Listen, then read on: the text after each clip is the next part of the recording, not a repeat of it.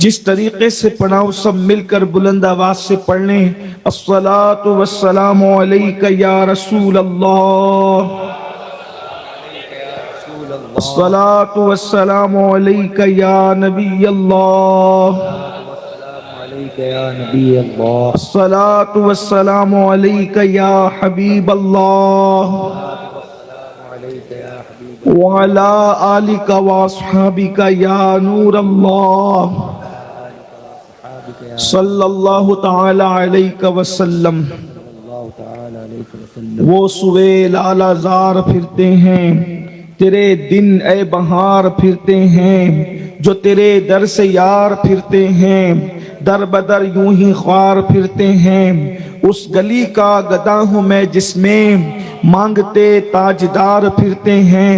پھول کیا دیکھو میری آنکھوں میں، دشت طیبہ کے خار پھرتے ہیں۔ جان ہے جان کیا نظر آئے، کیوں عدو گرد غار پھرتے ہیں۔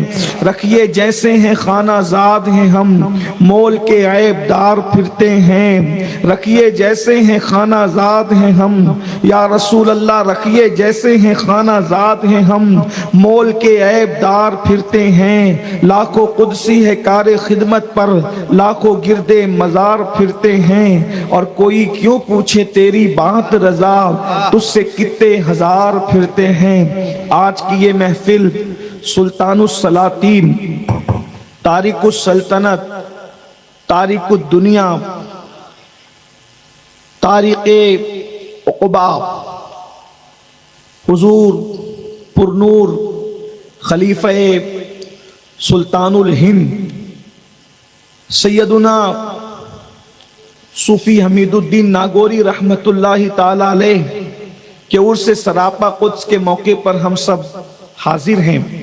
مجھ سے پیشتر برادر گرامی قدر حضرت علامہ سید نور میاں صاحب قبلہ نے صوفی صاحب رحمت اللہ علیہ کی زندگی سے کچھ روشنی لے کر ہمیں اشارے دیے۔ ان سے پیشتر حضرت علامہ حافظ اللہ بخش صاحب، حضرت علامہ ابو بکر اشرفی صاحب، حضرت علامہ حافظ سعید صاحب اور بھی لوگوں نے اپنی اپنی خدمات پیش کی، اللہ تعالیٰ قبول فرمائے۔ ہمارے حافظ جناب قاری شریف صاحب نے بھی بہت اچھا کلام نور میاں صاحب کا لکھا ہوا پیش کیا۔ اب تھوڑا سا وقت ہے، کچھ حضور تارک الدنیا و تارک عقبہ حضور سیدی صوفی حمید الدین ناگوری رحمت اللہ تعالی علیہ کے فیوز و برکات کے حوالے سے کچھ باتیں کی جا سکے، اس کے لیے میں تھوڑی سی ابتدا میں تمہید کا کچھ سہارا لے کر پہلے آپ کی خدمت میں یہ پیش کرنا چاہتا ہوں کہ حضور غریب نواز نے اپنی پوری زندگی میں تقریباً 90 لاکھ کو ایمان کی دولت عطا کی۔ لاکھوں کی تعداد میں آپ کے مریدین ہیں اور درجنوں کی تعداد میں آپ کے خلفاء ہیں، لیکن میری اپنی ناقص معلومات کے مطابق ایک صوفی حمید الدین کے علاوہ سرکار غریب نواز خلفاء میں بھی کسی کو صوفی نہیں کہا گیا۔ صرف صوفی کا لقب اگر بارگاہ غریب نواز سے کسی کو عطا کیا گیا ہے تو وہ ایک ہی ہستی ہے، حالانکہ غریب نواز کے خلفاء میں قطب الاقطاب سرکار غریب نواز کے جانشین سیدنا بابا قطب الدین بختیار کاکی جیسی ہستی بھی موجود ہے۔ سرکار غریب نواز کے خلفاء میں حضرت فخر پاک شہزادہ چشت و سنجر فخر الدین چشتی رضی اللہ تبارک و تعالیٰ جیسی ہستی بھی موجود ہے۔ اتنی بڑی بڑی ہستیاں ہیں اور بھی ایک طویل فہرست ہے سرکار غریب نواز کے خلفاء کی، مگر کسی کو صوفی نہیں کہا گیا۔ یہیں سے میں ایک بات آپ کے سامنے صوفی بزرگ کے بارگاہ سے تصوف کے حوالے سے جو غلط فہمی ہے اس کا ازالہ پیش کرنا چاہتا ہوں، اس لیے کہ 1857 کے بعد انگریزوں کی میز سے جتنے نوزائیدہ فرقے پیدا ہوئے ہیں سب نے اگر ٹارگٹ کیا ہے تو تصوف کو ٹارگٹ کیا ہے۔ اس کی وجہ یہ ہے کہ تصوف جو ہے اسلام کا مغز ہے، اسلام کا گودا ہے۔ اگر اسلام سے تصوف کو نکال دیا جائے تو پھر اسلام میں بچتا کیا ہے؟ اسی لیے اسلام دشمن طاقتوں نے ہمیشہ ٹارگٹ جو ہے وہ تصوف کو کیا ہے۔ کسی نے کہا تصوف جو ہے وہ رہبانیت کی دوسری شکل ہے، کسی نے کہا تصوف جو ہے عیسائیت کی دوسری شکل ہے۔ غرض کے تصوف کو الگ الگ انداز سے جو ہے وہ تان کا شکار کیا گیا، لیکن اللہ اکبر آج مغربی دنیا تصوف کی کروڑا کروڑ مخالفت کے باوجود تصوف کی طرف مائل ہے۔ آج ہماری نئی نسل بھی تصوف کی طرف مائل ہے، اور تصوف کے نام پر دنیا لٹ رہی ہے، دنیا کو لوٹا جا رہا ہے۔ اصل تصوف کیا ہے اگر آپ کو سمجھنا ہے تو صوفی بزرگ کے آستانے سے سمجھیں کہ تصوف کسے کہتے ہیں۔ کسی نے کہا ہاتھوں میں عصا لینے کا نام تصوف ہے، کسی نے کہا جو ہے وہ تہبند پہننے کا نام تصوف ہے، کسی نے کہا دو پلی ٹوپی پہننے کا نام تصوف ہے، کسی نے کہا چار تر کی ٹوپی پہننے کا نام تصوف ہے، کسی نے کہا کھانے کو ترک کرنے کا نام تصوف ہے، کسی نے کہا غاروں میں بیٹھنے کا نام تصوف ہے۔ لیکن آئیے اللہ اکبر، تصوف کی تقریباً تعریفات یہ تو وہ ہے جو لوگوں نے اپنے اپنے انداز سے بکواسات بکے ہیں، لیکن جنہوں نے واقعی تصوف کی تعریف بیان کی ہے اس میں تقریباً کم و بیش 10,000 اقوال ملتے ہیں۔ کسی نے کہا تصوف یہ ہے، تصوف یہ ہے، تصوف یہ ہے، لیکن اللہ اکبر جب ہم صوفی بزرگ کی زندگی کو پڑھتے ہیں تو ہمیں حقیقی تصوف کا مشاہدہ کرایا جاتا ہے اور بتایا جاتا ہے نہ تصوف جو ہے لباس سے تعلق رکھتا ہے، نہ تصوف جو ہے وہ غذا سے تعلق رکھتا ہے، نہ تصوف جو ہے کسی سلسلے سے تعلق رکھتا ہے، نہ تصوف جو ہے کسی نسب سے تعلق رکھتا ہے۔ تصوف کیا ہے؟ یار کے سوا سب کو ترک کر دینے کا نام تصوف ہے۔ یار کے سوا سب کو ترک کر دینے کا نام تصوف ہے۔ اللہ اکبر، حضرت سلطان التارکین صوفی حمید الدین ناگوری رحمت اللہ تعالی علیہ وہ عظیم ہستی ہے۔ جب سرکار صوفی حمید الدین ناگوری کہتے ہیں میں تو دنیا کا تذکرہ بھی نہیں کرتا اور آخرت کو بھی میں بہت یاد نہیں کرتا، یہاں پہنچ کر ممکن ہے کچھ اہل ظواہر سکتے میں پڑ جائیں، آخرت کو یاد نہیں کرتے، تو میں صوفی صاحب کی بات پر حضرت سیدنا صابر کلیر کی یہ بات پیش کروں۔ کہتے ہیں احمد بہشت و دوزخ بر عاشقاں حرام است، احمد بہشت و دوزخ بر عاشقاں حرام است، ایجا رضائے جانا رضوا شدست مارا، ایجا رضائے جانا رضوا شدست مارا۔ صابر پاک کہتے ہیں عاشقوں پر جنت بھی حرام ہے، جہنم بھی حرام ہے، عاشقوں کے لیے تو یار کی رضا سب کچھ ہے۔ حضرت صوفی بزرگ رحمت اللہ تعالی علیہ اگر آپ ان کی زندگی کا جائزہ لیں، نمبر ایک وہ کیا ہستی ہوگی۔ میں ناگور والوں کو صوفی صاحب بتانے کے لیے آیا ہوں، یہ انتہائی درجے کی نادانی ہوگی، کیونکہ یہاں تو بچہ بچہ صوفی صاحب کو جانتا ہوگا، لیکن بہرحال آپ نے بلایا ہے تو کوئی سبق تو سنانا ہوگا۔ جن کو یاد ہے ان کو تازہ ہو جائے، جن کو نہیں یاد ہے ان کو پتا چلے کہ آپ کس کے پڑوس میں بستے ہو۔ یار کو کے سوا سب ترک کرنے کا نام تصوف ہے۔ آج تصوف کے نام پہ بہت دکانیں کھلی ہوئی ہیں، اور جتنی دکانیں تصوف کے نام پر ہے کسی دکان میں تصوف نہیں ہے الا ماشاء اللہ۔ اس لیے کہ حب دنیا جب تک دل میں ہے یار دل میں بستا کب ہے، اور ساری برائیوں کی جڑ حب دنیا ہے۔ اگر آج مذہبی طبقہ غیبت کا شکار ہے، حب دنیا، دنیا دار طبقہ تو زنا کے اڈوں کو آباد کر رہا ہے، اور متاع دین و دانش لٹ گئی اللہ والوں کی، یہ کس کافر ادا کا غمزہ خوریز ہے ساقی. اگر اہل دین کا دعویٰ کرنے والے لوگ غیبت میں مبتلا ہیں تو یہ حب دنیا کی وجہ سے، حسد ہے تو حب دنیا کی وجہ سے. اگر استنجا خانوں میں لفافے کھول کے دیکھے جا رہے ہیں تو حب اللہ اکبر، لوگوں کو اپنی طرف مائل کیا جا رہا ہے حب دنیا کی وجہ سے.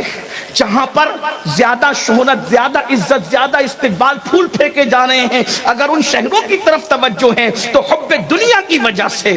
اللہ اکبر، اگر پبلک کو دیکھ کر کے دل خوش ہو رہے ہیں حب دنیا کی وجہ سے. اچھی طرح یاد رکھنا، جب تک دل کے اندر دنیا بسے گی یار کا تصور چھوڑ دیجئے. اور آج اپنے دلوں کو چیک کیجئے، میں کسی پہ کرٹیسائز نہیں کر رہا ہوں، واللہ صوفی صاحب کے آستانے پہ یہ کہہ رہا ہوں، میں تو صرف آموختہ سنانے آیا ہوں اور خانقاہوں میں تقریر کا مزاج لے کر میں کبھی نہیں گیا. میرا رب جانتا ہے میں اپنے دل کی بات کروں، اللہ میرے دل کا تزکیہ کرے. لیکن ایک بات، اپنے دلوں کو جھانک کر دیکھے، جو دنیا کی محبت کا سور بٹھا رکھا ہے، جو دنیا کی محبتوں کا خنزیر بٹھا رکھا ہے، اللہ اکبر، کیا ایسے لوگوں کی بھی نماز ہوتی ہے جو بغل میں مسجد میں سور لے کر جاتے ہیں؟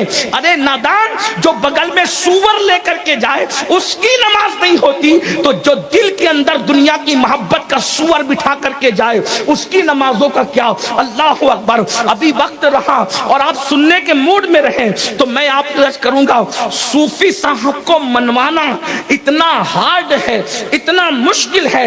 جب میں نے پہلی مرتبہ صوفی صاحب کی زندگی کو پڑھا تو میری آنکھیں دنگ رہ گئی، اور سلطان الہند سرکار غریب نواز کی زندگی میں گویا کہ میری روح وجد کرنے لگی. یہ بڑے بڑے اولیاء جن کی ولایت پر عالم اسلام متفق ہے، صوفی صاحب نے کبھی ان کو ولی اور شیخ کہہ کے نہیں پکارا بلکہ مولانا کہہ کے پکارتے تھے. کہتے تھے میں اس کو کیا ولی مانوں جس کے اندر میں دنیا کی محبت دیکھتا ہوں، دنیا کی محبت جس کے پاس ہو میں اس کو ولی نہیں بلکہ مولانا کہتا ہوں. میں بس ان کی بات نقل کر رہا ہوں، مولانا حضرت اپنے اوپر مت لیجیے گا، واللہ میں صرف نقل کر رہا ہوں. اللہ اکبر. اور ہر مولانا دنیا کی محبت میں نہیں رہتا، لیکن یہ صوفی صاحب کا اپنا مزاج ہے کہ انہوں نے اب شیخ نہیں کہا. میں نام نہیں لوں گا اس لیے کہ میں سلسلوں کے درمیان آگ لگانے نہیں بلکہ دلوں کے اندر عشق مصطفیٰ کی آگ لگانے آیا ہوں. اللہ اکبر. ذرا توجہ تو فرمائیں، جن کی ولایت پر عالم اسلام متفق ہے، صرف ان کے پاس مال ہونے کی وجہ سے صوفی صاحب نے ان کو ولی نہیں مانا بلکہ شیخ کہنے کی بجائے مولانا کہہ کے پکارا کرتے تھے. میں حیران ہوں، سرکار شیخ الشیوخ شیخ شہاب الدین سہروردی رضی اللہ تعالیٰ جیسی ہستی جس کے بارے میں غوث پاک فرماتے ہیں کہ شہاب الدین سہروردی وہ ہے کہ میرے بعد اب بغداد میں بلکہ عراق میں سب سے آخری جو بزرگ ہوا ہے، اب شہاب الدین کے بعد قیامت تک شہاب الدین جیسا ولی عراق کی سرزمین کبھی نہیں دیکھ سکتی. حضرت صوفی صاحب ان سے اتنا متاثر تھے کہ اپنے مریدوں کو کہتے تھے اگر کچھ پانا ہے تو عوارف المعارف کا مطالعہ کرو. شیخ شہاب الدین سہروردی کی کتاب پڑھنے، لیکن ان کے بہت سارے خلفاء کو کبھی انہوں نے ولی مانا ہی نہیں.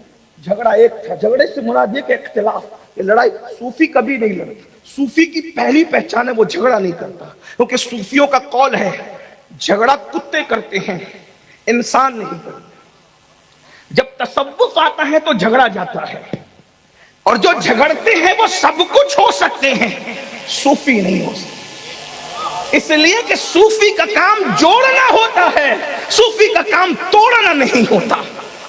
جو توڑتے ہیں وہ کبھی صوفی نہیں ہوتے، یاد رکھنا. لیکن یہاں پر ان مسلک کو جوڑنے کی بات نہیں کر رہا ہوں جن کو جڑنے سے صلح کلیت جنم لیتی ہے، نہیں، ان کو نہیں، بلکہ دودھ میں دودھ کو ملانا یہ کمال ہے، لیکن دودھ میں پانی کو ملانا یہ چٹنگ بازی ہے. تو میں دودھ میں دودھ کو ملانے کی بات کر رہا ہوں، کیونکہ جب دودھ سے ملتا ہے تو پھر جو ہے وہ فیض عام ہوتا ہے، کثرت ہوتی ہے. لیکن دودھ میں پانی ملتا ہے تو چٹنگ ہوتی ہے. اس لیے میری بات کا مفہوم مخالف مراد مت لینا، ورنہ میرا مسلک تو 2 اور 2 بس 4 کی طرح بالکل واضح ہے. دشمن احمد میں شدت کیجئے, ملحدوں کی کیا مربت کیجئے, خیز میں جل جائے بے دینوں کے دل, یا رسول اللہ کی کثرت کیجئے. شرک ٹھہرے جس میں تعظیم حبیب, اس برے مذہب پہ لعنت کیجئے چرچا انہی کا صبح و شام. جانے کافر پر قیامت کیجئے, انہیں جانا انہیں مانا نہ رکھا غیر سے کام. للہ الحمد میں دنیا سے مسلمان. نعرہ تکبیر, نعرہ رسالت, مگر جو نعرہ حیدری.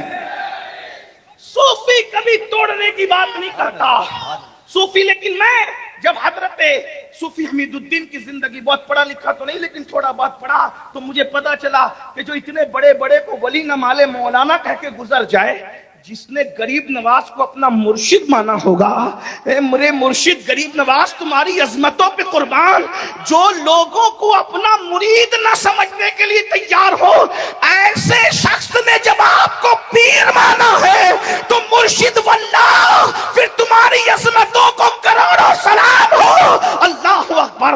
غریب نواز کی ہستی کیا ہوگی جن کے غلاموں میں صوفی صاحب جیسے لوگ موجود ہیں. کیسا صوفی جس کی بیوی کو دوپٹہ نصیب نہ تھا. میں تو مخدومہ خدیجہ کو یہ کہنے پہ مجبور ہو گیا کہ اور عورتیں رابعہ پہ رشک کرتی ہے. جو میں نے خدیجہ مائی کی زندگی کو پڑھا تو میں اس نتیجے پہ پہنچا کہ اگر رابعہ حیات ہوتی تو خدیجہ مائی کی زندگی پہ رابعہ رشک کرتی. میں اپنے جملوں کا خود ذمہ دار ہوں واللہ. اس کی وجہ یہ ہے, ارے رابعہ بڑی صوفی اور کلندرہ تھی لیکن دوپٹہ تو موجود تھا, مگر مائی خدیجہ کے حال یہ ہے کہ انہوں نے خدا کی محبت میں بغیر دوپٹے کے, بلکہ یہ نہیں کہ کھلے سر رہی, دوپٹہ نہیں تھا پھر بھی اپنے فراق کے دامن کو دوپٹہ بنا کر ایک مرتبہ پھر جو ہے نفس یزید کو کچل کر کوفہ میں سیدہ زینب کی سنت کو از سر نو زندہ کر کے بتا دیا ہے کہ اگر رابعہ ہوتی تو خدیجہ کی زندگی پہ رشک کرتی. حضرت مائی خدیجہ کی عظمت کا عالم کیا ہے. اللہ اکبر. اور پھر شوہر کو یہ مشورہ دینا, بادشاہ وقت ایک شہر اور 5 صدر یعنی 500, اس زمانے میں 500 دے رہا ہے, تو کہتی کیوں لیتے ہو؟ کیونکہ میں نے سود کاٹ رکھا ہے, اگر اس کو بیچ دوں گی تو میرا دوپٹہ بھی بن جائے گا اور آپ کی تہبند بھی آ جائے گی. ذرا غور تو فرمائیں, جن کے تزکیے کا یہ عالم ہے. حضرت صوفی بزرگ نے پوری زندگی میں کبھی کسی سے نظر قبول نہیں کی, کبھی نظر قبول نہیں کی, لیکن کچھ لوگوں کی قبول کی تو یہ کہہ کر کہ ڈر. دیکھو صوفی کا ذہن, کہتے اگر ان کی نظر قبول نہ کروں تو دل ٹوٹنے کا خوف ہوتا ہے, دل نہ ٹوٹ جائے اس لیے کچھ لوگوں کی نظر کو قبول کرنا پڑتا ہے. یہ صوفی بزرگ کا مشن ہے. آئیے میں آپ کے سامنے حضرت صوفی بزرگ کی سرکار غریب نواز کسی کی اقتداء میں جلدی نماز نہیں پڑھتے تھے. غریب نواز جو امام الہند ہے قیامت تک. ہم اقبال کے امام الہند کے قائل نہیں ہیں. اقبال تمہاری عظمتیں اپنی جگہ ہے, لیکن ہم آپ کے امام الہند کو امام الہند نہیں مانتے. ہمارا امام الہند تو وہ ہے جس نے 90 لاکھ کو ایمان کی دولت عطا. سبحان اللہ. جو اقبال کو مانتے وہ برا نہ مانے. اقبال کے امام الہند اور ہمارے امام الہند میں فرق یہ ہے کہ اقبال کے امام الہند پر ابھی فیصلہ ہی نہیں ہو سکا کہ وہ صرف تخیلات میں ہے یا حقیقت بھی ہے, اور جو ہمارا امام الہند ہے وہ 90 لاکھ کو ایمان کی دولت عطا کرتا ہے. اللہ اکبر. ہمارا وہ امام الہند ہے جو اللہ اکبر کٹورے میں دریا کو سموتا نظر آتا ہے. ہمارا وہ امام الہند ہے جو اکیلا آتا ہے اور لاکھوں کے سینے میں عشق رسول کا چراغ روشن کر دیتا ہے. لیکن اللہ اکبر وہ امام الہند ہند جملے پہ توجہ کریں. کاش صوفی بزرگ کی بارگاہ میں جملہ قبول ہو, میری نسلوں کی کو رسول اللہ کی وفا نصیب ہو جائے. اس جملے کے صدقے قیامت تک سرکار مدینہ نے جس کو امام الہند بنایا, سرکار غوث اعظم کے ہاتھوں سے بنایا, اس امام الہند نے نماز میں جس کو اپنا امام مانا ہو, اس صوفی بزرگ کی عظمت کو کس نام سے یاد کیا جائے؟ اللہ اکبر. اور صوفی بزرگ جس وقت میرے محلہ میں آگے کھڑے ہو کر غریب نواز پیچھے کھڑے ہوتے ہوں گے تو مسجد نبوی کا وہ منظر تازہ ہو جاتا ہوگا. جب علی مرتضیٰ پیچھے کھڑے تھے اور فاروق اعظم امامت کے مصلی پر آگے کھڑے تھے, یہاں پیچھے علوی کھڑا ہے, وہاں پیچھے علی کھڑے تھے, یہاں آگے فاروقی کھڑا ہے اور وہاں فاروق اعظم آگے کھڑے تھے. پتا چلا اللہ اکبر, علی نے اور فاروق کو امام مانا اور علوی نے فاروقی کو امام مان کر کے بتا دیا کہ ہم میرے اہل بیت والے نہیں ہیں, ہم تو علی والے بھی ہیں اور فاروق والے. سبحان اللہ, سبحان اللہ. نعرہ تکبیر, نعرہ رسالت, عظمت صوفی کانفرنس. مسجد نبوی کی محبتوں کو اثر نو ہندوستان میں جس نے بتایا وہ سرکار غریب نواز شان سے کہ علی کا بیٹا فاروق اعظم کے بیٹے کے پیچھے یہاں کھڑا ہے, اور وہاں مولا علی خود سیدنا فاروق اعظم کے پیچھے کھڑے ہو کر بتاتے ہیں اللہ اکبر, جن کے رتبے ہیں سوا ان کو سوا مشکل ہے. تو غریب نواز نے جس کو نماز میں اپنا امام بتایا, بلکہ یہ بھی بتا دوں زہد صوفی کو دیکھ کر مجھے زہد فاروق اعظم یاد آتا ہے. جس کے بیٹے کے زہد کا یہ عالم ہو, اس کے باپ فاروق اعظم کے زہد کا عالم کیا ہوگا؟ اللہ اکبر.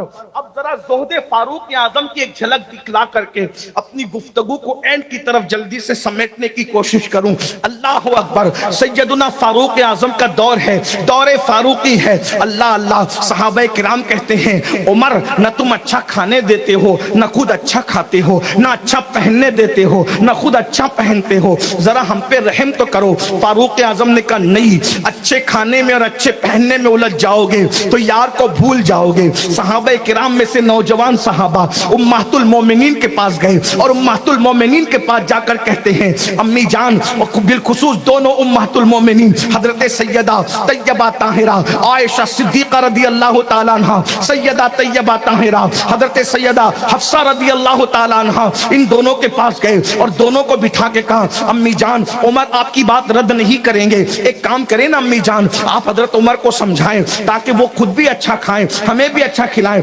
فاروق اعظم کم و بیش 3 بر اعظموں کی توجہ کرنا, ابھی مولانا نے جو بات کہی اللہ اکبر, فاروق اعظم 3 بر اعظموں کے بلا شرکت غیر خلیفہ تھے, لیکن جس کا حال یہ تھا روٹی پر زیتون کا تیل لگا کر کے کھاتے تھے. وہ روٹی تازی نہیں ہوتی تھی, کئی دن کی باسی ہوتی.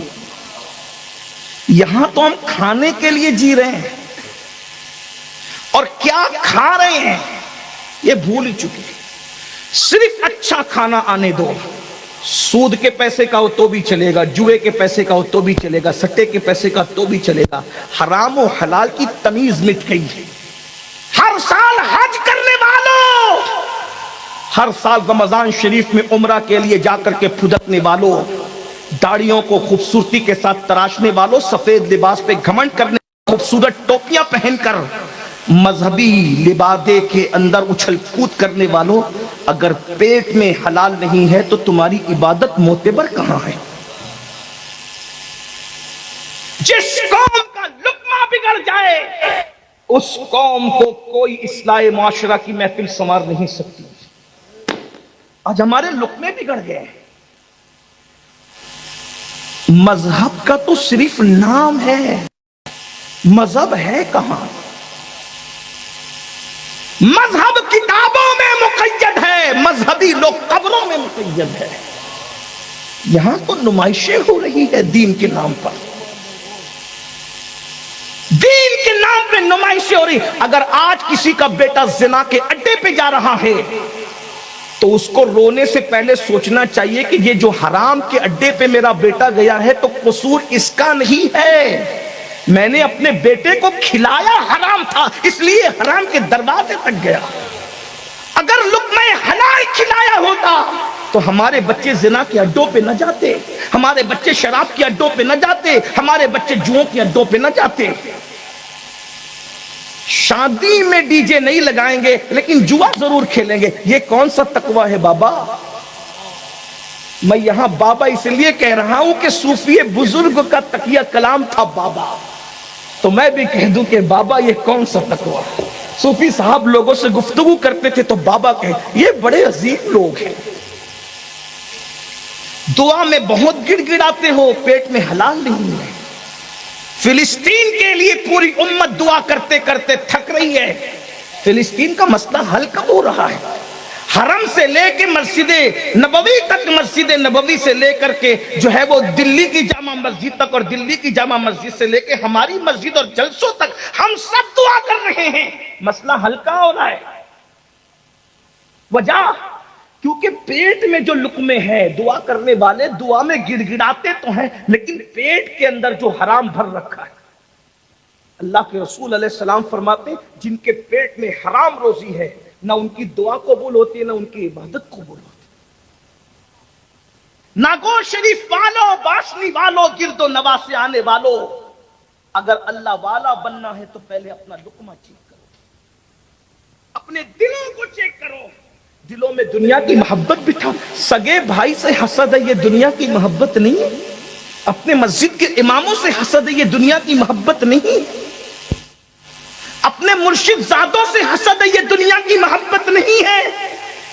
دنیا میں جب تک کہ ڈوبے رہو گے، دنیا کی محبت ساری برائیوں کی جڑ ہے۔ ایک جملہ سن لیں، ایک صوفی نے کہا تھا سور کھانے اور شراب پینے سے اتنا نقصان نہیں ہوتا جتنا دنیا کی محبت سے نقصان ہوتا ہے۔ کیوں؟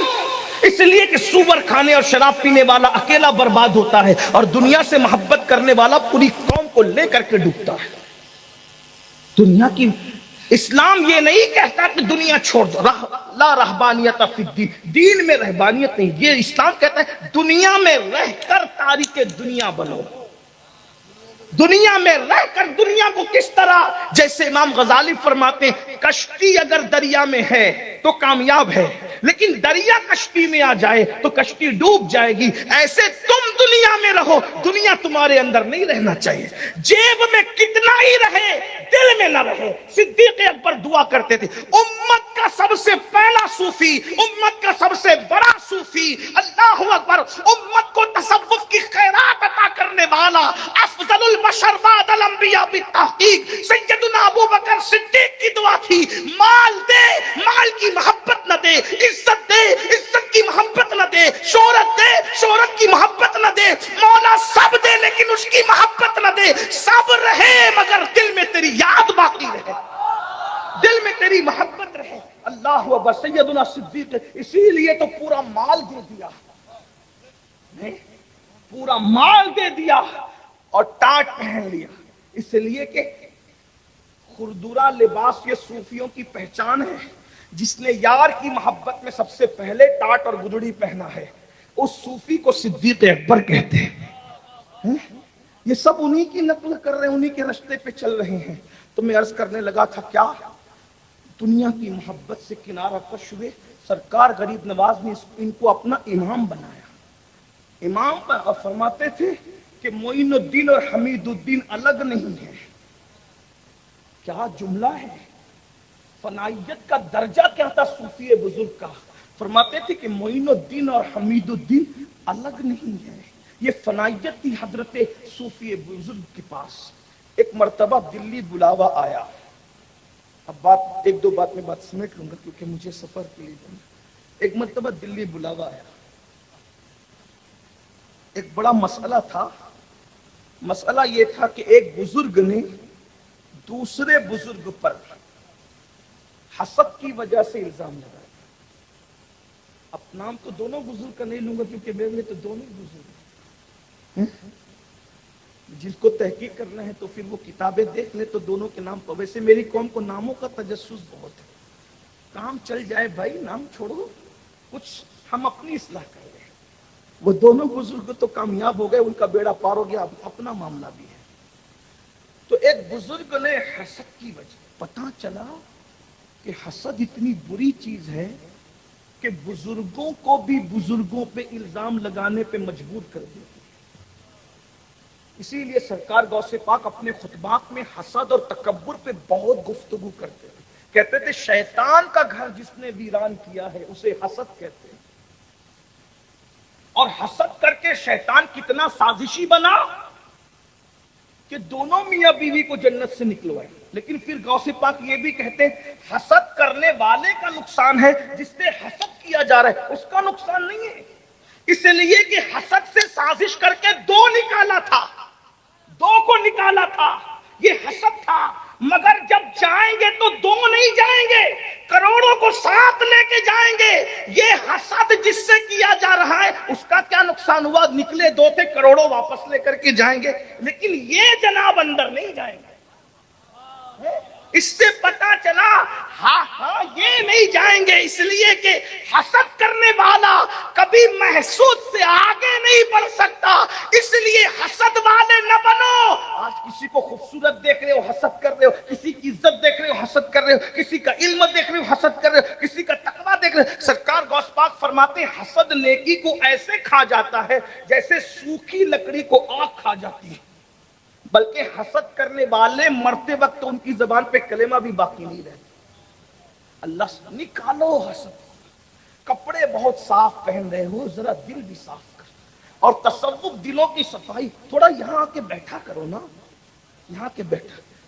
حضرت عبداللہ ابن مسعود کہتے تھے کہ جب زمین کے اوپر کوئی نہ ملا کرے تو زمین کے اندر والوں کے پاس جا کے بیٹھ جایا کرو، اس لیے کہ ہمارے یہاں اندر اور اوپر کی کوئی قید ہی نہیں ہے، جو فیض اوپر ملتا تھا وہی فیض اندر بھی ملتا ہے، بلکہ اندر جا کر کے تو اور پرواز تیز ہو جاتی ہے، اور پرواز تیز۔ یہ یہاں آ کر کے بچے مانگتے ہو، مانگو، اچھی بات ہے، دولت مانگتے ہو، مال مانگ، کبھی ان سے یہ بھی کہا کرو کہ جو آپ کا دل صاف ہو گیا تھا تھوڑا ذرا نظر ڈال کے ادھر بھی صفائی کر دیں، تھوڑا دل صاف کرو نا۔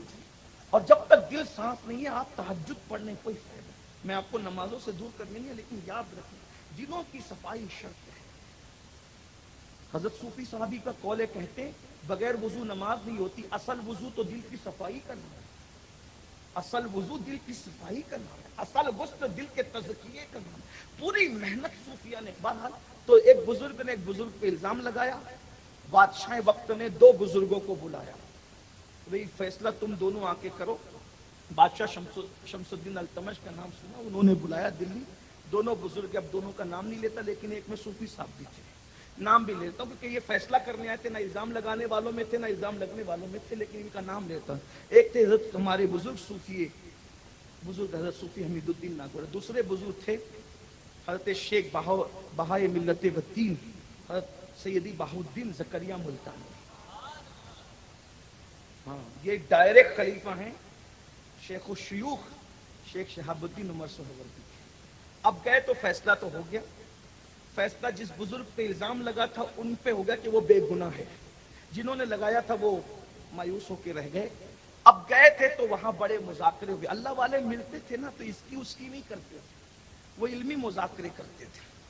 تو حضرت صوفی حمید الدین ناگوری رحمت اللہ علیہ نے فرمایا کسی بزرگ سے، اب میں یہاں نام نہیں لوں گا کیونکہ اب بات تھوڑی نازک آ رہی ہے، کسی بزرگ سے فرمایا کہ یہ کیسے ہو سکتا ہے کہ دولت بھی ہو اور دل میں خدا بھی ہو، دولت بھی ہو اور دل میں خدا؟ اس لیے کہ دولت ہوگی تو یار نہیں ہوگا، دل میں یار کا جلوہ نہیں ہوگا، اور جہاں یار ہوگا وہاں دولت کا پیار نہیں ہوگا۔ تو چونکہ جواب دینے والے مجیب بھی بڑے علم والے تھے، اپنے زمانے کے شیخ الاسلام تھے، اور شیخ الاسلام ان کو کینیڈا اور برطانیہ نے نہیں بنایا تھا، شیخ الاسلام ان کو بنایا تھا ان کے پیر و مرشد۔ غور فرمائیں، غور تو کریں کہ اس دور کا شیخ الاسلام آج سے تقریباً 600-700 سال پرانا دور کا، اس دور کا مسلمان بھی کتنا اچھا تھا، تو اس دور کا شیخ الاسلام کتنا بڑا رہا ہوگا۔ تو شیخ الاسلام نے جواب دیا کہ یہ مال اور دولت آپ نہیں رکھتے، ہم رکھتے ہیں. تو اس کی وجہ یہ ہے کہ آپ کی جو بزرگی ہے وہ بڑی سیدھی سادی. جواب بڑا حسن، میں شیخ الاسلام پہ قربان. جواب میں بہت حسن ہے، بڑی منطق ہے، بڑی فلسفیانہ گفتگو ہے، بڑی علمی ندرت ہے. شیخ الاسلام جواب دیتے، صوفی تمہاری جو بزرگی ہے وہ بہت سادہ ہے، اور جہاں سادگی ہوتی ہے وہاں نظر لگنے کا اندیشہ کم ہوتا ہے. دیکھیں تو صحیح، دیکھیں صحیح، سمجھنے کی کوشش کریں. میں بہت فلسفیانہ گفتگو جو انہوں نے کی تھی بہت سادہ سے لفظوں میں سمجھا، اللہ کرے سمجھ میں آئے کہ بزرگی آپ کی بہت سادہ ہے، اس لیے جو جہاں سادگی وہاں نظر لگنے کا اندیشہ نہیں ہوتا. تو آپ کی بزرگی صوفی بہت سادہ ہے تو آپ کو نظر لگنے کا خوف نہیں ہے.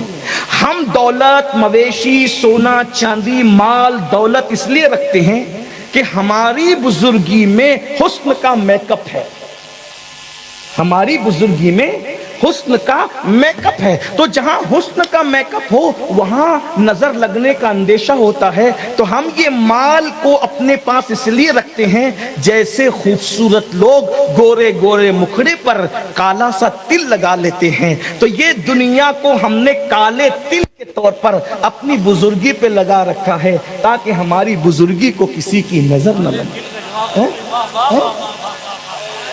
جواب تو دیکھیں نا. اس لیے میری گزارش ہے زیادہ عبادت کرنے والوں کو ولی مت کہو، یہ منصب اپنا نہیں ہے. وہ نیک تو ہو سکتا ہے مگر ولی ہر آدمی کے ہاتھ میں مصلی، تسبیح مصلی دیکھ کے نئی دل کی کیفیت آپ کیا جانو. حسن زن نیک ہے، اللہ والا اچھا ہے، لیکن ولی کہنے کا فیصلہ آپ نے کبھی اپنے ہاتھ میں نہیں لینا. آج کل تو ہر بندہ ولی بنا ہے. میں کیا کہوں، چھوٹے منہ سے بڑی بات ہوگی، لیکن یہ سارے خرافات آپ کر رہے ہو. قبرستانوں میں چلم پینے والے بھی تمہارے یہاں ولی ہے.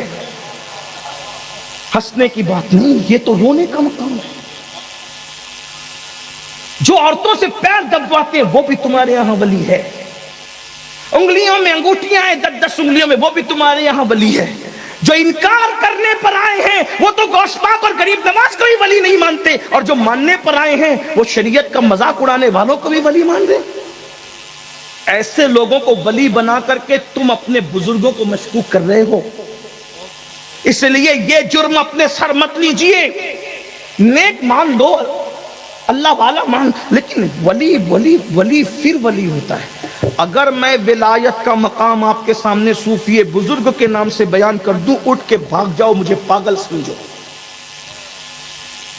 لیکن میں یہ بات نہیں کہہ سکوں گا کیونکہ صوفی بزرگ نے کہی وہاں معیار بہت بڑا ہے، بہت بلند معیار. صوفی بزرگ کو جو سمجھ جائے اس کو دین سمجھنا آسان ہو جائے. آپ کیا سمجھ رہے ہیں؟ پورے تمام خلفاء اور مریدین میں اگر غریب نواز نے ایک کو صوفی کہا، ایک کو، تو یہ کیا کوالٹی ہوگی. جس کو اپنا امام بنایا کیا کوالٹی ہوگی. اللہ اکبر. جس نے آخری عمر میں سر پہ امامہ رکھنا بھی ترک کر دیا کیا کوالٹی ہوگی. آخری عمر میں ننگے سر رہتے تھے. لوگوں نے پوچھا ننگے سر رہنے کی وجہ، اس کو دلیل نہ بنانا کیونکہ تم صوفی نہیں ہو، ورنہ پتا چلا کہ خان صاحب کی طرح بال رکھو گے اور کہیں گے صوفی صاحب تو ننگے سر رہتے تھے. دو صوفی صاحب ننگے سر رہتے تھے، تو خان صاحب کے طریقے میں بال رکھ رہے. صوفی صاحب کے طریقے پہ رکھ، جب تک پتا چلے. صوفی صاحب نے تو سب چھوڑ دیا. صوفی صاحب نے تو دنیا میں رہ کے لوگوں کو دیکھ کے رونا آتا تھا. صوفی صاحب نے چھوڑا کیا کیا. یہاں تو آپ کے پاس صرف تو گوشت کی روایت ہے کہ گوشت کھانا چھوڑ دیا. صوفی صاحب نے سب کو چھوڑ دیا. یار کے سوا کچھ باقی نہیں تھا. خون جل کر کے خاک ہو گیا تھا. یہ بات بچوں کو کیا بیان کروں میں. جس کے جسم میں خون نہیں خاک تھی، عشق میں جو خاک ہو گیا تھا. میں نے جب صوفی صاحب کی زندگی پڑھی تو مجھے امام کا یہ شعر نظر آیا، عشق ہو کر خاک ہو کر عشق میں. عشق میں کوئی خاک کیسے ہوتا ہے. خاک ہو کر عشق میں آرام سے سونا ملا، جان کی اکسیر ہے الفت رسول اللہ. کوئی خواب کیسے ہوتا عشق میں، یہ آستانے پر آنے کے بعد پتا چلا، ورنہ یہ شعر میرے دماغ میں الجھا رہتا تھا، کیونکہ امام اہل سنت کے اشعار پر میں کوشش کرتا ہوں تھوڑی بہت محنت کروں، حالانکہ میں کوئی پڑھا لکھا آدمی نہیں، لیکن کوشش کرنے میں کیا جاتا ہے۔ بہرحال چلیں،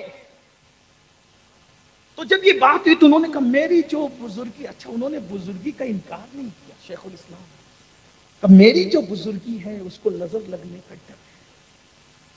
اور اس کے بعد ایک جواب اور دیا، صوفی صاحب چپ سے سنتے رہے، کہا اس جواب میں چٹکی تھی، چٹکی، کچھ لوگ کی عادت ہوتی ہے چٹکی، انہوں نے چٹکی سمجھتے ہیں نا؟ نہیں سمجھتے؟ سمجھتے ہیں کہ نہیں؟ ہاں ہے، ہاں، یعنی کہ آدمی کے ساتھ ایسی بات کرنا کہ بات بھی ہو جائے، یعنی یوں سمجھ لیں، میرے جملے میں سمجھ لیں، ایک دیوانے کے جملے میں، ملنگ کے جملے میں، زبا بھی ہو جائے اور آستین پر خون کا دھبا بھی نہ لگے، بات کے بات ہو جائے، لات کے لات ہو جائے، اور پھر ہماری بزرگی بھی سلامت، رند کے رند رہے، ہاتھ سے جنت۔ آقا علیہ السلام نے یہ بھی منع فرمایا۔ میں حضور کی کیا بات کروں، حضور علیہ السلام کی سیرت پڑھنے کے بعد پتا چلا کہ حضور نے پوری زندگی کبھی اپنی آنکھ سے بھی اشارہ نہیں کیا کسی کے خلاف، آنکھ سے بھی حضور نے اشارہ، ہم آنکھوں سے اشارہ کرتے ہیں نا، حضور نے کبھی آنکھ سے بھی اشارہ نہیں کیا۔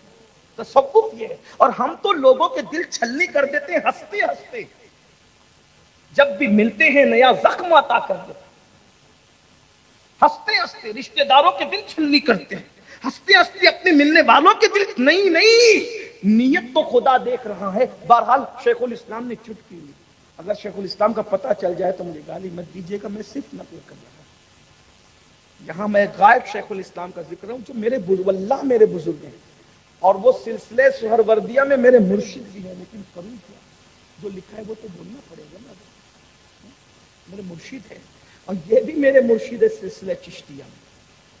کرم تو یہ ہے کہ مرید قادری سلسلے میں ہے، چشتی، نقشبندی، سہروردی، رفاعی سلاسلوں کی خلافت نے ان بزرگوں کی غلامی کا کلادہ گلے میں ڈال رکھا ہے، اور یہ ہمارے نصیب کی بہت بلندی ہے کہ ایسوں کے در سے وابستہ۔ ہم تو یہ کہتے ہیں کوئی رسوا بھی اگر مجھ کو کہے گا تو یوں ہی، ہاں وہی نا وہ گدا بند ہے رسوا تیرا، ہماری رسوائیوں کا نام بھی انہی کے حوالے سے ہوگا انشاءاللہ۔ بہرحال جلدی جلدی تو انہوں نے چٹکی لی، جواب میں بڑی چٹکی کے سوال میں بہت زیادہ سختی تھی تو چٹکی تو لی انہوں نے، کہا ایسا ہے صوفی ایسا ہے کہ یہ سونا چاندی مال و دولت سانپ ہے، سانپ وہ نہ پالا کرے، سانپ وہ نہ پالا کرے جس کو منتر نہیں آتا، جو منتر جانتے ہیں ان کو سانپ پالنے میں خطرہ کیا ہے؟ ہاں، سانپ وہ نہ پالا کرے جسے منتر نہیں آتا، ارے جو منتر جانتا ہے اسے سانپ پالنے میں خطرہ کیا ہے؟ اللہ اکبر۔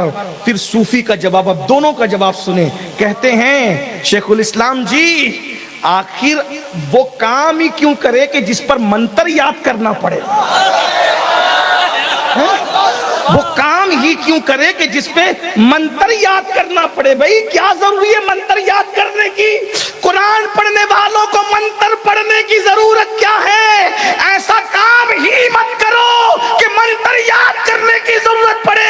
اور دوسرے سوال کا جواب کتنا خوبصورت دیا ہے، اسی پر میں اپنے جملے مکمل کر رہا ہوں۔ اللہ اکبر۔ صوفی بزرگ کہتے ہیں تم مجھ سے کہتے ہو کہ میری بزرگی میں سادگی ہے، اس لیے مجھے خوف کہ نہیں ہے نظر لگنے کا، تمہاری بزرگی میں حسن اور خوبصورتی کا میک اپ ہے، اس لیے تم نے کالے دل کے طور پر یہ دنیا کی محبت کو اپنی بزرگی پہ لگا رکھا ہے۔ پھر کہا شیخ الاسلام جی آپ کی بزرگی زیادہ خوبصورت ہے یا مدینے والے کی بزرگی زیادہ خوبصورت ہے؟ کس کے اندر حسن زیادہ ہے؟ بعد از خدا بزرگ توئی، قصہ مختصر، ان سے بڑا بزرگ کون ہوگا؟ جہاں سے بزرگی آدم کو ملی، جہاں سے بزرگی سلیمان کو ملی، جہاں سے بزرگی یوسف کو ملی، ہر بزرگ کو بزرگی وہاں سے ملی۔ جملہ کہہ دوں، مخلوق کے اندر ہر بزرگ کو بزرگی دامن مصطفیٰ سے وابستگی کے بعد ملی ہے، حتیٰ کہ بزرگی کو بھی جہاں سے بزرگی ملی ہے وہ آمنہ کے لال کی ہے آپ کہتے ہو ہماری بزرگی کو خوف ہے نظر رکھنے کا خوبصورت، تو تمہاری بزرگی خوبصورت ہے یا ان کی بزرگی تم سے زیادہ خوبصورت ہے؟ جب وہاں پیٹ پہ پتھر ہے تو یہاں دولت کیوں ہے؟ جب وہاں بغیر سلا ہوا لباس ہے تو یہاں دولت کا انبار کیوں ہے؟ اور کہتے ہیں تم اپنی بزرگی پر دنیا کی محبت کا تل لگاتے ہو، اور وہ جہاں سے بزرگی فیض پاتی ہے وہ کہتے ہیں الفقر و فخری۔ محدثین کے نزدیک یہ حدیث ثابت نہیں ہے، معذرت چاہتا ہوں، لیکن صوفیہ کے نزدیک یہ حدیث ثابت ہے، کیونکہ اہل علم، کیونکہ میرے پیچھے جو ہے وہ دارالعلوم بھی ہے، دارالفتاء بھی ہے، صوفیہ بھی ہے، تو یہ محدثین کے نزدیک، کیونکہ محدثین جو ہے حدیث لینے کا ان کے یہاں پر ایک قانون ہے، اور وہ اس قانون پر جو بات آتی ہے وہی لیتے ہیں، جو نہیں آتی نہیں لیتے۔ وہ لوگ اس نے اس سے کہا، اس نے اس سے کہا، اس نے اس سے کہا، بس بات اسی پر آتی ہے۔ لیکن صوفیہ کے یہاں حدیث لینے کا محدثین کے علاوہ ایک طریقہ اور ہے کہ وہ ڈائریکٹ صاحب حدیث سے پوچھ لیتے ہیں آپ نے یہ کہا ہے کہ نہیں کہا ہے۔ اس لیے بہت ساری روایتیں محدثین کی کتاب میں نہیں ہے، لیکن بہت ساری روایتیں صوفیہ کی کتاب میں ہیں۔ اس لیے میں کوئی مناظرے کا دروازہ کھولنے نہیں آیا۔ الفقر و فخری کشف المحجوب میں بھی ہے، قوت القلوب میں بھی ہے، اسی کے ساتھ غریب نواز کے یہاں بھی ہے، صوفی پاک کے یہاں بھی ہے۔ بہرحال انہوں نے کیا کہا پتہ ہے کیا کہا کہ آپ تل لگاتے ہو، وہاں تل کی ضرورت نہیں، ان سے زیادہ خوبصورتی ہے جو کہتے ہیں الفقر و فخری۔ حالت کیا ہے وہاں؟ ایک دن صرف 2 درہم گھر میں بچے رہ گئے، نیند نہیں آ رہی، نیند نہیں آ رہی، حضور کو نیند نہیں آ رہی۔ جو ہر بے چین دل کا چین ہے اس کو آج بے قراری ہے۔ ہمارے پاس دولت نہ ہو تو ہم بے چین رہتے ہیں، اور وہاں دولت ہے تو بے چین، وہ بھی کتنے 2 درہم ہے۔ کروٹ بدلتے کہتے ہیں عائشہ گھر میں کچھ ہے، کہاں 2 درہم ہے، کہا نکال کے 70۔ میں اس حالت میں اللہ سے ملنا نہیں چاہتا کہ میرے پاس 2 درہم۔ اور دنیا نے دیکھا پوری کائنات کو تقسیم کرنے والے رسول کا جس دن وصال ہوا، اس دن رسول اللہ کی ذرا ایک یہودی کے گھر میں جو ہے وہ رکھی ہوئی تھی۔ اللہ اکبر، وہ بھی کس عالم میں رکھی ہوئی تھی جس کو گروی رکھنا کہتے ہیں۔ گروی رکھی، اور کیوں رکھی تھی؟ اپنے لیے نہیں، کسی سائل کا سوال پورا کرنے کے لیے رسول اللہ کی ذرا ایک یہودی کے یہاں گروی رکھی ہوئی تھی۔ عثمان غنی جیسا شخص جس کا داماد ہو، ابو بکر صدیق جیسی ہستی جس کا غلام ہو، ایسے بڑے بڑے لوگ، اس کے باوجود بھی رسول اللہ کے فقر کا یہ عالم ہے، کائنات کو عطا کر رہے ہیں، اور خود کے گھر کی کیفیت کیا ہے۔ اللہ اکبر۔ تو بہرحال میں بات آگے بڑھانے سے پہلے پھر بات سمیٹوں تو امہات المومنین کو صحابہ کرام نے کہا کہ آپ فاروق اعظم کے پاس چلے اور ان کو منا لے کہ اچھا کھاؤ، اچھا کھانے دو، اچھا پہنو، اچھا پہننے دو تھوڑا۔ یہ امہات المومنین آئی اور فاروق اعظم سے کہا لوگوں کی خواہش ہے کہ اچھا کھانے دو اور اچھا کھاؤ، اچھا پہنو اور اچھا پہننے دو۔ تب فاروق اعظم نے دونوں کو بٹھا کے کہا کیا اتنی جلدی آپ لوگ بھول گئی حضور کی سیرت کو؟ کیا تمہیں نہیں پتا کہ رسول اللہ کے دسترخوان پر 2 سالن ایک ساتھ جمع نہیں ہوا؟ سرکہ ہوتا تھا تو سالن نہیں ہوتا تھا، اور سالن ہوتا تھا تو سرکہ نہیں ہوتا تھا۔ اور حضور علیہ السلام کے گھر میں کیا کبھی گیہوں کی روٹی تم لوگوں نے چپاتی دیکھی؟ حضور اس حالت میں زندگی گزارے اور آپ مجھے مشورہ دینے کے لیے آئیے کہ میں مسلمانوں پہ فراوانی کر دوں۔ دونوں امہات المومنین اتنا روئی کہ ان کے دوپٹے بھیگ گئے۔ وہ آئی تھی فاروق اعظم کو منانے کے لیے، اور زود فاروق اعظم ان پر متاثر ہو کے رہ گیا۔ یہی حال ہے صوفی بزرگ کا۔ جب شیخ الاسلام نے یہ کہا کہ ہماری بزرگی پر دل رکھ دیا ہے ہم نے دنیا کی محبت کا، تو صوفی بزرگ کہتے ہیں کیا رسول اللہ سے زیادہ خوبصورت ہے؟ وہ گئے تھے صوفی کو متاثر کرنے، اور صوفی بزرگ نے ان کی بزرگی کو یوں متاثر کیا، فرمایا جس کے پاس دولت ہو میں اس کو ولی نہیں مانتا، میں آپ کو مولانا تو کہوں گا لیکن شیخ اور ولی نہیں کہوں گا۔ جب اس نتیجے پر میں پہنچا تو میں نے کہا یا اللہ، جو اتنے بڑے شیخ الشیوخ کے خلیفہ کو ولی ماننے کے لیے تیار نہیں، اگر امین القادری اس دور میں ہوتا تو پتہ نہیں یہ مجھے مسلمان بھی تسلیم کرتے کہ نہیں کرتے۔ آپ کہاں ہے بھائی؟ جب صوفی اب جملے کو پورا کرنا، جب صوفی بزرگ کے سامنے اپنا اسلام مکمل پیش نہیں کر سکتے تو قیامت کے دن خدائے وحدہ لا شریک کے سامنے اپنا ایمان کیا ثابت کرو گے؟ جنت کے ٹھیکیداروں اپنی راتوں کا جائزہ تو لو، جنت کے ٹھیکیداروں اپنے دلوں کا جائزہ تو لو، جنت کے ٹھیکیداروں اپنے دلوں کو جانچو تو صحیح۔ اتنے بڑے ٹھیکیدار بن گئے کہ ہم نہیں جنت میں جائیں گے تو کون جائے گا؟ کیونکہ ہم مرید غوث اعظم کے، ہم مرید غریب نواز کے، ہم مرید فلاں سلسلے کے۔ میں کہتا ہوں سب سراخوں پر، ارے سب سلسلے میں مرید ہونے والوں، قادری بنے، برکاتی بنے، چشتی بنے، نقشبندی بنے، سہروردی بنے، رضوی بنے، اشرفی بنے، مداری بنے، وارثی بنے، سب بنے، کیا مسلمان بھی بنے؟ کیا اسلام بھی ہماری زندگی میں ہے؟ اپنی راتوں کو تو چیک کرو۔ حضور علیہ الصلوۃ والتسلیم ارشاد فرما رہے ہیں، قوت القلوب میں صاحب قوت القلوب شیخ ابو طالب مکی رحمت اللہ علیہ حدیث لائے ہیں۔ تھوڑی دیر ذرا تصوف کی، حالانکہ تصوف مائک کے بیان نہیں ہونا چاہیے کیونکہ لوگ نہیں مانیں گے، مجھے پتا ہے، اور اتنی باریکی نہ میں عمل کر سکوں گا نہ آپ عمل کر سکیں گے، بس جو کر سکتے بس اتنی بات کی جائے۔ لیکن چونکہ صوفی کا ذکر تھا، تصوف کے بغیر چارہ نہیں تھا، اس لیے میں نے کہہ دیا، بلکہ یوں کہہ دوں کہ کے جی والوں کے سامنے پی ایچ ڈی کی باتیں کر لیا ہوں۔ تو اتنا کہہ کر کے گزرنا چاہتا ہوں کہ بک گیا ہوں جنوں میں کیا کیا، کچھ نہ سمجھے خدا کرے کوئی، ورنہ آئندہ سال کے لیے نور میاں سے لوگ کہیں گے اس پاگل کو بلایا تھا، ایسی باتیں کر گیا۔ یہ تو ہمارے کام کی نہ تھی، لیکن بات سن لیں، رات کے 10 11 12 بجے تک ہوٹلوں پہ بیٹھ کر جگنے والوں اور فجر کی نماز میں سوتے پڑے رہنے والوں، پھر کہتے ہو ہم عاشق رسول ہیں۔ کیوں عاشق رسول ہے بابا آپ؟ اس لیے کہ ہم تو جلوس نکالتے ہیں، ہم تو نعتوں کی محفل سجاتے ہیں، صوفی بزرگ کا 5 دن عرس کرتے ہیں، ہم یہ کرتے وہ کرتے ہیں، لنگر کرتے ہیں، نیاز کرتے ہیں، وہ کرتے ہیں، وہ کرتے ہیں، وہ کرتے ہیں، سب کرتے ہیں، مجھے کوئی اختلاف نہیں۔ صاحب قوت القلوب شیخ ابو طالب مکی حدیث لائے ہیں، اللہ کے رسول نے ارشاد فرمایا، میری بات نہیں، میری کوئی اوقات ہی نہیں، میں آپ سے تو بہت چھوٹا، آپ کی جوتیاں سیدھی کرنے والا آپ کا خادم، آپ مجھ سے بہتر عاشق رسول ہو، لیکن اپنے نبی کا فرمان سن لو، کہیں قیامت کے دن تمہیں پچھتانا نہ پڑے، قیامت کے دن تمہیں پچھتانا نہ پڑے۔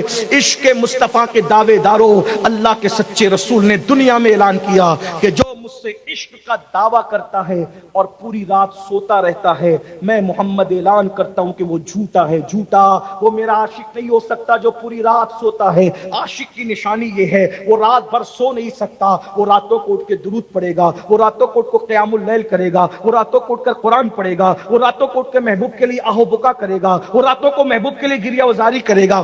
آقا فرماتے جو رات بھر سو جائے وہ میرا عاشق نہیں ہو سکتا، اگر سو جائے تو عاشق نہیں ہو سکتا۔ جو راتوں کو نرم گدوں پر لیٹ کر زنا کی فلمیں دیکھیں وہ کیسے عاشق ہو سکتا ہے؟ جو کانوں میں ایئر فون لگا کر کے گانے سنے وہ عاشق کیسے ہو سکتا ہے؟ میں یہ نہیں کہہ رہا ہوں ناگور والوں، باستی والوں کہ تم عاشق نہیں ہو، میں تو محبوب کی بات نقل کر رہا ہوں، میرا کام تو صرف نقل کرنے کا ہے، اور میں تو تم سے بھی زیادہ گرا پڑا ہوں۔ سوچو، اللہ اکبر، جو صرف سو جائے، سونا کیا گناہ تھا بھائی، سونا کیا گناہ تھا، سونا کیا گناہ تھا، لیکن آقا فرما رہے ہیں جو پوری رات سوتا ہے، میں محمد اعلان کرتا ہوں روحی فدا صلی اللہ علیہ وآلہ وسلم، آقا فرماتے ہیں محمد الرسول اللہ کا اعلان ہے، جو پوری رات سوتا ہے وہ عشق مصطفیٰ میں جھوٹا ہے، جھوٹا کذاب ہے، وہ کذاب جھوٹا ہے، اس لیے کہ عشق ہوگا راتوں کو درود پڑھے گا، سلام پڑھے گا، عبادت کرے گا، گریہ کرے گا۔ میں سوچتا ہوں جو رات کو سو جائے وہ عاشق نہیں ہے حضور کے یہاں، جو فجر میں بھی نہ اٹھے وہ کیسا عاشق ہے، مسجدوں کو ویران کرنے والا کیسا عاشق ہے۔ یاد رکھنا، اللہ اکبر، اپنے آپ سے، اپنی زبان سے اپنے آپ کو کچھ بھی کہنے والوں، اللہ اکبر، جس کو رسول اللہ جھوٹا کہہ دے، اب میں اس کو عاشق کیسے مان لوں؟ نعت خانوں پہ چاہے کتنا لٹا دو، قوالوں پہ کتنا لٹا دو، علماء پہ کتنا لٹا دو، پیروں پہ کتنا لٹا دو، لیکن جان ایمان تو کہہ رہے ہیں اگر تو پوری رات سو رہا ہے تو تو جھوٹا ہے، عاشق نہیں ہے۔ لیکن میں تو حیران ہوں، یا رسول اللہ، سونے والا عاشق نہیں ہو سکتا، اسے تو راتوں کو رونا چاہیے، اسے تو اپنی راتیں یاد ہے، اپنی راتیں یاد ہے، دوستوں سے ملتے ہو تو غیبت کرتے ہو، کسی کے خلاف سازش کرتے ہو وائی فائی لگا کر کے اللہ اکبر آدھی آدھی رات تک کے زنا کی فلمیں، اللہ اکبر موبائلوں پر ڈیجیٹل دنیا کے اندر جوا کھیلنے والوں، قیامت کے دن اگر حضور کا سامنا ہوگا، میں تو سوچ رہا ہوں نائب رسول اولاد فاروق اعظم صوفی باصفا صوفی حمید الدین تاریخ دنیا و عقبہ سیدنا صوفی حمید الدین کے سامنے جب اپنا ایمان اور عشق رسول ثابت کرنا آسان نہیں تو آمینہ کے لال کا سامنا ہوگا، اللہ اکبر حضور کے سامنے حاضری ہوگی، اور حاضری کے بعد جب رسول اللہ کا سامنا ہوگا، میری قوم تو نعرے لگاتی ہے حضور کا سامنا ہوگا تو کتنا مزہ آئے گا، لیکن عاشق لوگ کہہ رہے ہیں ارے کیا مزہ آئے گا، ان سے آنکھیں چار ہوگی، اور اللہ نہ کرے وہ کہیں منافق او دجال مجھ سے عشق کا دعویٰ کرتا تھا اور ہیرو کی تصویر تیرے موبائل کے اسکرین پر لگی رہتی تھی، تو جوئے کا دھندا کرتا تھا، تو شراب کا دھندا کرتا تھا، تو رات کے 3 بجے تک زنا کی فلمیں دیکھتا تھا، گندی پکچریں دیکھتا تھا، میرے بھائی بتانا تیرا کیا بنے گا؟ ارے صحابی رسول اگر مسجد سے اونچی عمارت بنا لے تو نبی ان کے سلام کا جواب نہیں دیتے اور بلکہ چہرہ پھیر لیتے، ہے کہ نہیں ہے؟ تم ہم صحابی سے بڑے ہو گئے، کس بلا کی میں سے ہے سرشار ہم، دن ڈھلا ہوتے نہیں ہوشیار ہم۔ عشق بچوں کا کھیل ہے، تصوف بچوں کا کھیل ہے، کیا ہے؟ شاہ نیاز بے نیاز نے بڑی شان بے نیازی سے کہا تھا بل حبس پاؤں نہ رکھیو اس راہ کے بیچ، کوچے عشق ہے یہ رہ گزر عام نہیں۔ عشق کرنے کے لیے اویس جیسا بننا پڑتا ہے، عشق کرنے کے لیے خالد بن ولید جیسا بننا پڑتا ہے، عشق کرنے کے لیے بلال جیسا بننا پڑتا ہے، عشق کرنے کے لیے صدیق جیسا بننا پڑتا ہے۔ صدیق اکبر کے عشق کا حال یہ ہے کہ گھر جاتے تو دل پکڑ کے بیٹھتے ہیں، حتیٰ کہ دل سے دھواں نکلتا ہے، لوگ کو کیا پتا ہے عشق، ارے دل سے بھی دھویں نکلے ہیں، اسی لیے تو بریلی کے قلندر نے کہا تھا کہ دل بھی دھویں والا ہوتا ہے، دل بھی دھونی رماتا ہے۔ امام احمد رضا کے مسلک کا نعرہ لگانے والوں کبھی فکر رضا تو سمجھا ہوتا، فکر رضا تو سمجھ لیا ہوتا، کہتے اے دل یہ سلگنا کیا، جلنا ہے تو جل بھی اٹھ، اے دل یہ سلگنا کیا، جلنا ہے تو جل بھی اٹھ، دم گھٹنے لگا ظالم کیا دھونی رمائی ہے۔ یہ صوفیہ کہتے ہیں جب دل میں عشق آتا ہے تو کسی سے دشمنی بھی ختم ہو جاتی ہے، کیونکہ دشمن کو بھی تو اس اعتبار سے دل میں رکھنا پڑتا ہے نا کہ اس کی یاد ہے۔ کہا جس کے پاس عشق آتا ہے عشق کو دوری نہیں چاہتا، وہ کہتا ہے مجھے اب کسی سے دشمنی بھی نہ رہے، رابعہ بصری کی طرح۔ سرکار رابعہ بصری سے کہی اور تو بہت عبادت کرتی ہے، حق وہ کرتی ہے، جنگل و بیابان کو آباد کرتی، شیطان تجھے کتنا ستاتا ہوگا، مسکرا کے کہتی یار کی عشق سے فرصت نہیں، دشمن کی طرف توجہ کرنے کے لیے وقت لاؤں کہاں سے؟ ذرا غور تو کریں، عشق اس منزل پہ پہنچا۔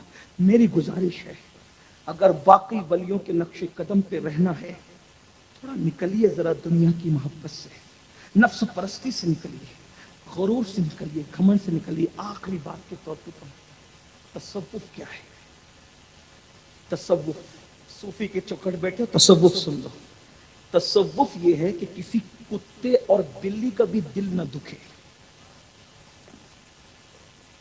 اسی لیے تو میں کہتا ہوں لوگوں کو تصوف کی ضرورت۔ تصوف اصل دین ہے، اللہ کے رسول نے فرمایا الاحسان، احسان کی تشریح ہوئی تو تصوف وجود پایا۔ ان تعبد اللہ کأنک تری فإن لم تکن تری فإنہ یراک، جب عبادت کرتے اس شان سے کر کہ تو اسے دیکھ رہا ہے، اور یہ کیفیت نہ بنے وہ تجھے دیکھ رہا ہے، وہ تو دیکھ ہی رہا ہے۔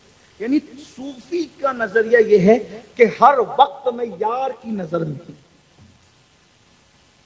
لوگ سمجھتے ہیں کہ اس سے مراد نماز ہے، لوگ ترجمہ بھی کرتے کہ نماز اس طرح پڑھو کہ تو اس کو دیکھ رہا ہے، اور وہ آگے کی پھر پوری تفسیر۔ لیکن حضور نے صلاۃ کا لفظ استعمال نہیں کیا، ان تعبد اللہ، عبادت کر اس طرح، اور عبادت کا مفہوم جو وہ پوری زندگی پہ سمیٹ، جگر کو سمجھ میں آ گیا، ہمیں کو سمجھ میں۔ جگر کہتے ہیں محو تسبیح ہی تو سب ہے مگر ادراک کہاں، محو تسبیح ہی تو سب ہے مگر ادراک کہاں، زندگی خود ہی عبادت ہے مگر ہوش نہیں، پوری زندگی عبادت۔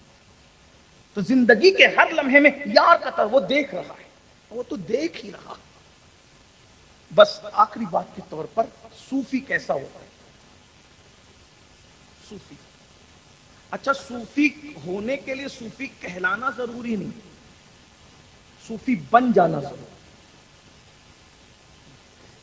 صوفی بہت بڑے صوفی گزرے ہیں میرے مرشد غوث پاک کے دور میں. سید احمد کبیر رفاعی بڑے صوفی تھے.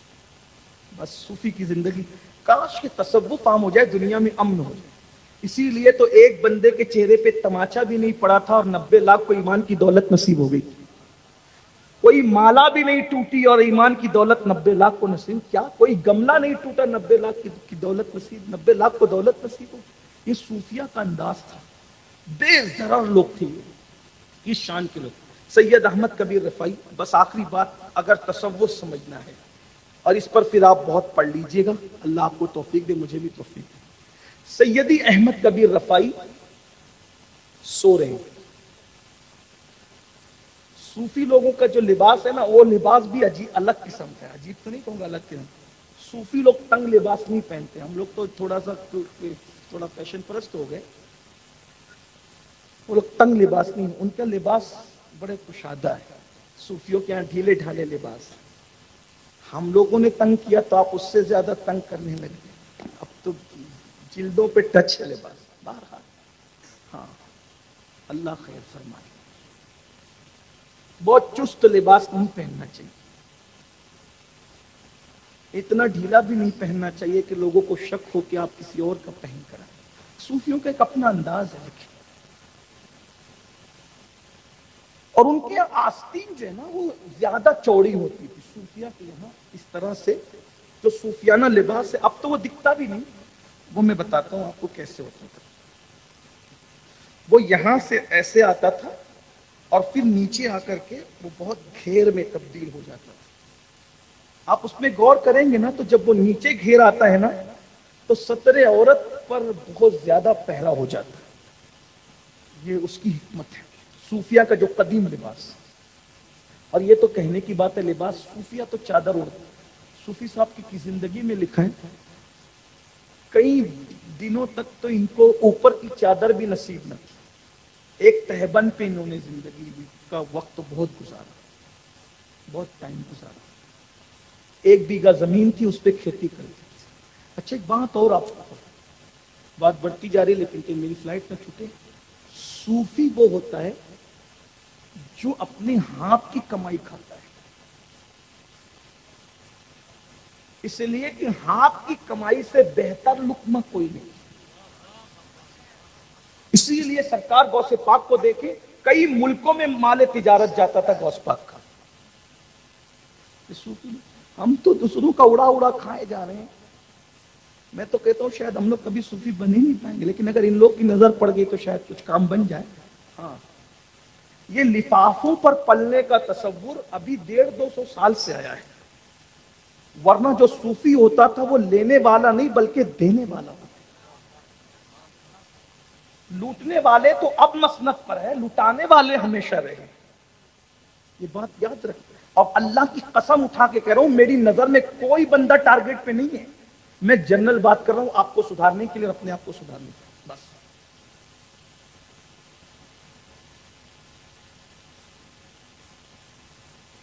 حضور سیدی احمد کبیر رفاعی رضی اللہ تعالیٰ عنہ، آنکھ لگ گئی.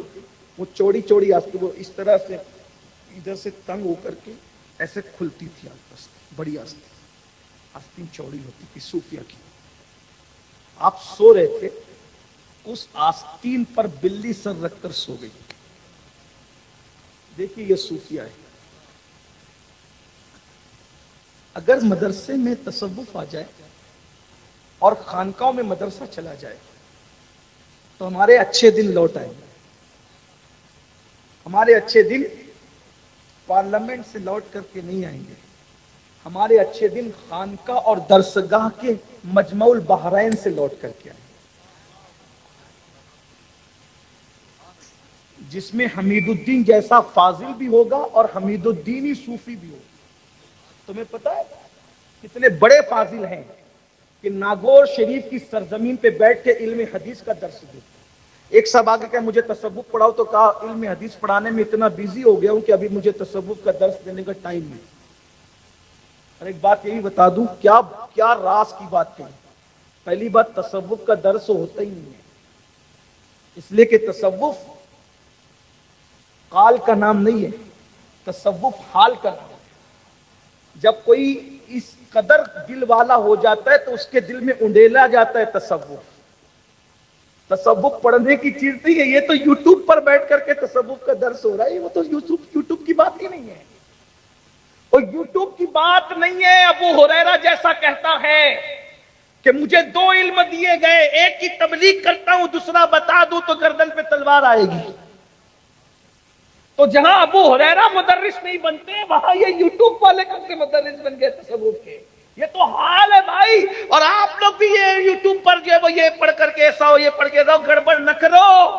ابھی سچے مسلمان بن جاؤ، دروازے خود ہی کھل جائیں گے۔ والذین جاہدوا فینا لنہدینہم سبلنا، جو اللہ کی راہ میں کوشش کرتے ہیں اللہ ان کے لیے راستے پیدا کر دیتا ہے۔